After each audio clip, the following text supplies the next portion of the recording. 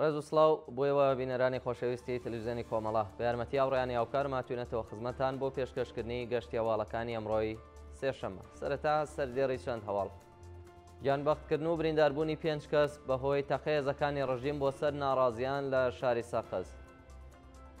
دەست بەسەرکردنی 4 کەس پاش ناڕەزایەتیەکانی خەڵک لە شاری سەقز. مانگرتنی خەڵکی شاری سەقز بە بۆنەی ساڵیادی شۆڕشی ژینە. گۆڵبارانی گڵکۆی گیانبەختکردوانی شۆڕشی ژینە لە شاری سنە. کۆبوونەوەی ناڕەزایەتی کرێکارانی شرکەتی نەوتی فەلاتقاڕە لە دورگەی لاوان.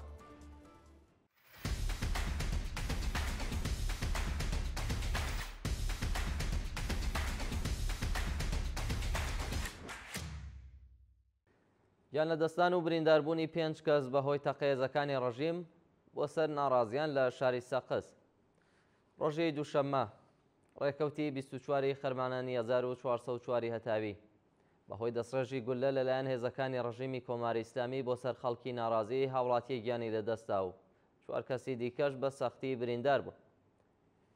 بەپێی راپۆرتەکان ڕۆژی ڕابردوو هاوکات لەگەڵ کۆبوونەوەی خەڵکی ناڕازی گوندەکانی پیرەومەران کەرەویان و قوڵقوڵەی سەر بە شاری سەقز دژ بە چالاکی کانگەی زێڕی قوڵقوڵە کە بووە هۆی لە ناوچوونی بەڕێیەکی زۆر لە سروشتی ناوچەکە هێزە سەرکوتگەرەکانی ڕژیمی کۆماری ئیسلامی بە مەبەستی بڵاوپێکردنی کۆبوونەوەکە تەقەیان لە خەڵکی ناڕازی کردووە و بەو هۆیەوە هاوڵاتیەک بە ناوی محەممەد ڕەشیدی تەمەەن 22 ساڵ و خەڵکی گوندی پیرەومەران گیانی بەخت کردووە و 4 کەسی دیکەش بە ناوەکانی محەممەد ئەمین ڕەشیدی، هێمن ڕەشیدی، ڕامیار ڕەشیدی و عادڵ ڕەشیدی بە سەختی بریندار و ڕەوانەی نەخۆشخانە کراون.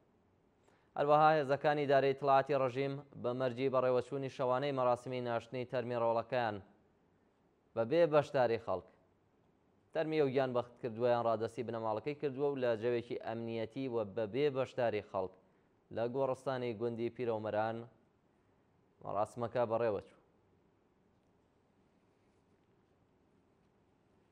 دەست بەسەرکردنی 4 کەس پاش ناڕەزایەتیەکانی خەڵک لە شاری سەقز. ڕۆژی دووشەممە 4 هاوڵاتی خەڵکی شاری سەقز لەلایەن هێزەکانی ئیدارەی ئیتڵاعاتی ئەو شارەوە دەست بەسەر و ڕەوانەی گرتوخانەکانی ئەو ناوەندە کراون. بەپێی راپۆرتی ڕێکخراوەکانی مافی مرۆڤ 4 هاوڵاتی بە ناوەکانی مەلیحە جوامێر، لەتیف و فاتەح لە کاتی ناڕەزایەتیەکانی خەڵکی گوندەکانی پیرەومەران کەرەویان و قوڵقوڵە لەلایەن هێزە ئەمنیەکانی ڕژیمەوە دەست بەسەر و بۆ شوێنێکی نادیار ڕاگوێزراون. هەروەها شانی باسە کە سەرەڕای بە دوواداچوونی بنەماڵەکانیان سەبارەت بە دۆخی تەندروستی و شوێنی ڕاگررتنی و دەست بەسەرکراوانە هێشتا هیچ زانیاریەک سەبارەت بۆ 4 هاوڵاتیە لە بەردەستانیە. مانگرتنی خەڵکی شاری سەقز بە بۆنەی ساڵیادی شۆڕشی ژینە.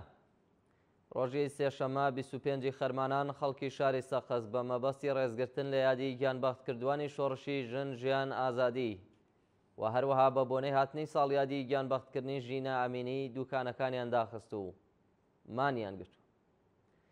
بە پێی وێنانەی بەدەستی ناوەندی هەواڵی کۆمەڵە گەیشتوون دوکانداران و کەسەبەی شاری سەقز هاوکات لەگەڵ ساڵیادی گیانبەختکردنی ژینە ئەمینی و دەستپێکردنی شۆڕشی ژن ژیان ئازادی لە کوردستان و ئێران دوکانەکانیان داخستووە و پەیمانیان لەگەڵ ئاواتی هەموو گیانبەختکردوانی ڕێگای ئازادی نوێ کردوێتەوە. گوڵبارانکردنی گڵکۆی گیانبەختکردوانی شۆڕشی ژینە لە شاری سنە. ڕۆژی ڕابردوو بنەماڵەی گیانبەختکردوانی شۆڕشی ژینە هاوکات لەگەڵ خەڵکی دڵسۆزی شاری سنە گڵکۆی گیانبەختکردوانی ئەو شۆڕشەیان گوڵباران کرد. بە پێی وێنانەی کە بەدەستمان گەیشتوون کۆمەڵێک لە بنەماڵە دادخوازەکان و چالاکانی مەدەنی و فەرهەنگی شاری سنە و شارەکانی دیکەی کوردستانیش هاوکات لەگەڵ هاتنە پێشەوەی ساڵیادی گیانبەختکردنی ژینە ئەمینی و دەستپێکردنی ناڕەزایەتیەکان دژ بە دەسەڵاتی گەندەڵ و دژەمرۆی کۆماری ئیسلامی لەسەر گڵکۆی گیانبەختکردوانی ئەو شۆڕشە کۆبوونەوە و بەبوتنەوەی سرود و دانانی گوڵی سوور لەسەر گڵکۆکانیان یادیەوازی زانایان بەرز ڕاگرت. لە ڕۆژانی ڕابردوودا لە شارەکانی دیواندەرە و کامیارانیش بنەماڵە دادخوازەکانی ئەو شارانە بە هەمان شێواز ڕێزیان لە یادی هەموو گیانبەختکردوانی ڕێگای ئازادی گرت. بەیاننامەی وریشە مرادی سەبارەت بە ساڵیادی شۆڕشی ژینا. وریشە مرادی بەندکراوی سیاسی کورد ڕاگیراو لە زیندانی قەشچەکی وەرامین بە بڵاوکردنەوەی بەیاننامەیەک ڕێزی لە گیانبەختکردوانی شۆڕشی ژن، ژیان، ئازادی و هەموو گیانبەختکردوانی ڕێگای ئازادی گرت. ناوبراو لە بەیاننامەکەدا ئاماژە بەوە دەکات کە پێویستە ساڵیادی شۆڕشی ژینا بە تەنیا سنووردار بە بەڕێوەچوونی مەراسمی ماتەمینی بۆ یادی گیانبەختکردوانی و شۆڕشە نەبێت و پێویستە ببێت بە مانیفێستۆیەکی ژیانی ئازاد لە جیهاندا. هەروەها و بەندکراوە سیاسیە جەخت لەسەرەوە دەکاتەوە کە بیر و بۆچوونی ئازادیخوازی لە نێو خەڵکدا بە بەندکران و لە سێدارەدانی ناڕازیان و چالاکان لە ناو ناچێت و سەپاندنی حکمی ئەعدام و بەندکرانی درێژماوە بە تەنیا نیشانەی لاوازی حکوومەتی کۆماری ئیسلامیە.